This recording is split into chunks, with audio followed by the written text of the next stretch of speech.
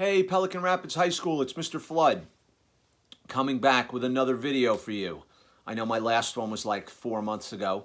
I was there at the end of November, right around Thanksgiving, coming back to you now. And I hope I sent a video to all of you about a month, maybe 3 or 4 weeks after I was there to say thank you. And I will say that again, thank you for the way that you treated me when I was there. You know, I had such a great time in Minnesota.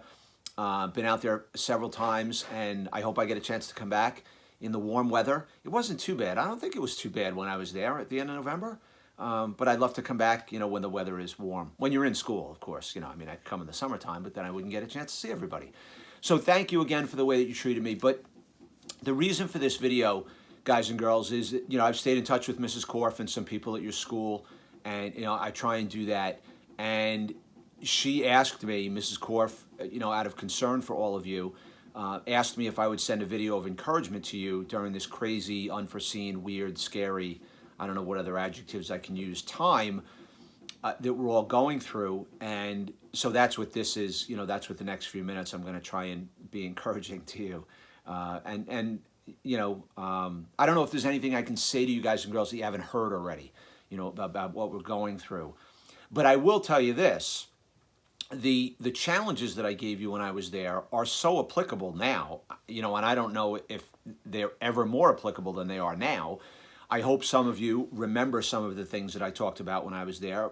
The first challenge I told you was to look on the inside of people, because we're all alike on the inside.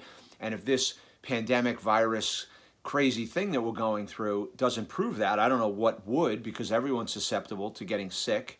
And if not from this, from something else, but everyone's susceptible. I'm the same as you. My family's the same as your family. We're all alike. And so what does that do for us, Mr. Flood, when we know we're all alike? Well, it should teach us, when you're like me, I should have compassion for everyone, but it teaches me to give me even more compassion because that person's just like me, even more empathy because that person's just like me. So when you look at others, realize that they're probably going through the same thing as you, without a doubt they're going, because we're all the same on the inside. Second challenge I gave to you, which is so applicable now, you know, your teachers, maybe more than anyone, are struggling with teaching you remotely. And I say that because I know for a fact that probably more than 90% of teachers had never even taught, maybe 95, 99% had never taught remotely before. And whereas your teachers used to be able to separate their home life from their school life, they can no longer do that. At home, they have, just like all of you, a spouse. Well, you guys don't have a spouse. I hope none of you have a spouse, but they have a spouse at home that they have to attend to. They could have kids who are younger than you who need help navigating their schoolwork. They could have pets. They have noises in the house, right? Interruptions, phone ringing, whatever. So that now they're trying to teach you and navigate and manage their homes, you know, with their spouse, and maybe some don't have a spouse. But my point is this: now more than ever is a time for you to show up virtually, not in person, for your teachers and be attentive to them. Can you have a bad day? Absolutely. Can you have fun on the computer with them? Absolutely. But don't you want to be the kid who, when you get back to school, that the teacher looks at you and says, thank you for showing up. Thank you for being attentive in class. Thank you for helping me navigate, like something was messed up and, you know, technically, and you helped me with it. Don't you want to be that kid? And I don't know if we're going back. I don't know what the situation is in Minnesota. We haven't heard in New York yet.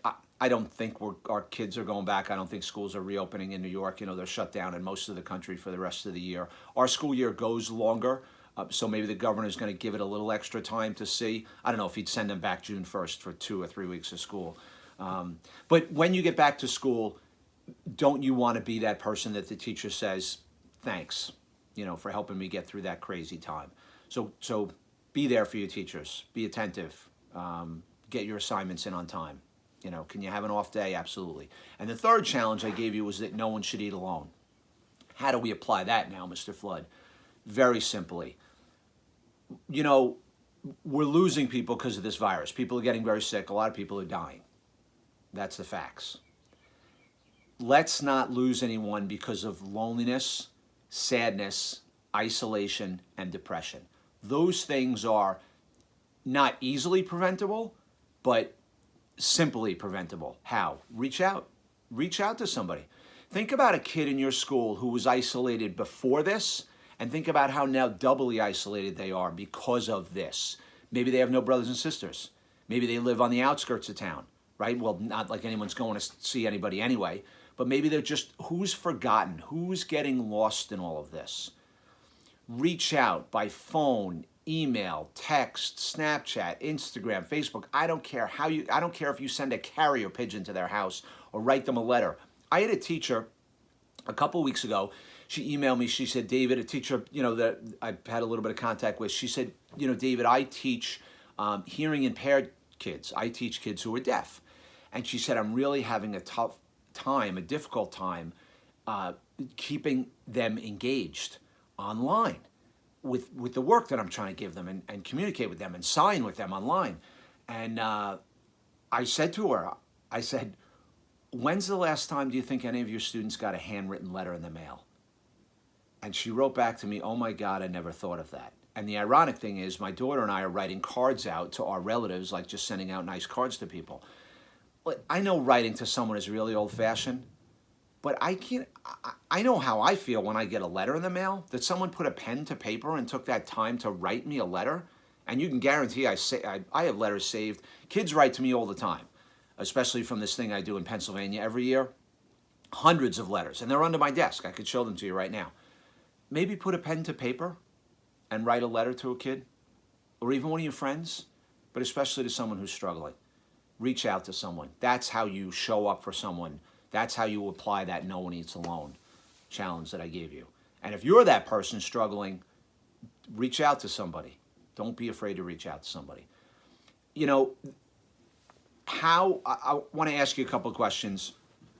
One, mainly, how are you going to come out of this thing that we're in? Because you can come out of this a better person. Not better than anyone else, but a better version of yourself and better than you used to be.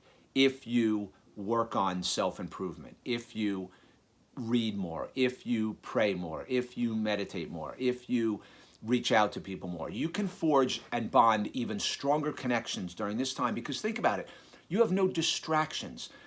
There's no baseball, there's no lacrosse, there's no soccer, there's no field hockey, there's no softball, there's no tennis, there's no track, there's no dance, there's no swimming.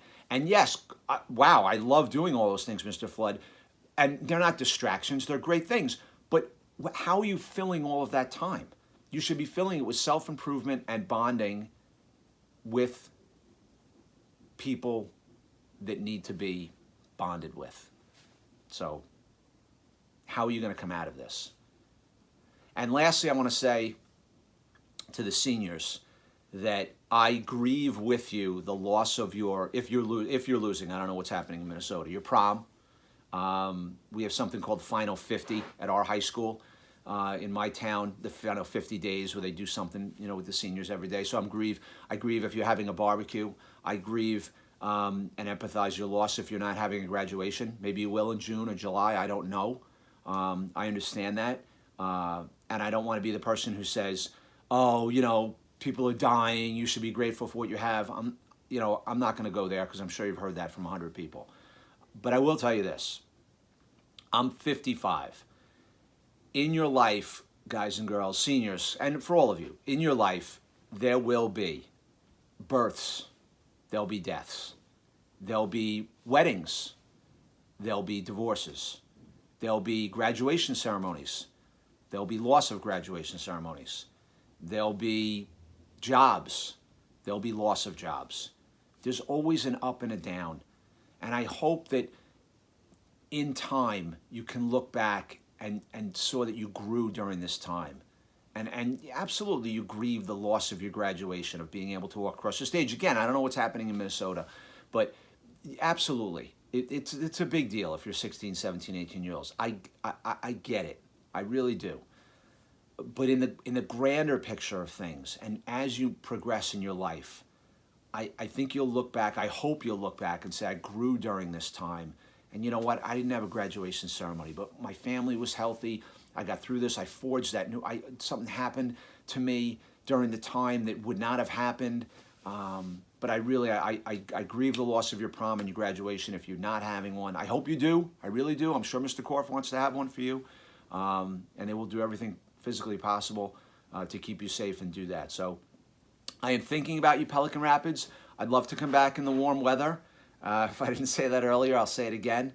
I had a great time out there. I'm discovering all these cool places. You know, I told you this in my last video. I stayed in Detroit Lakes when I was there. I'm discovering all these cool places that I never would have discovered in the Midwest and the central part of our beautiful country that we live in. So I hope you're all healthy, and you know, I hope it's a good end to the year. I really, really do. I'm thinking about all of you. Have a great day, and I will see you again sometime soon.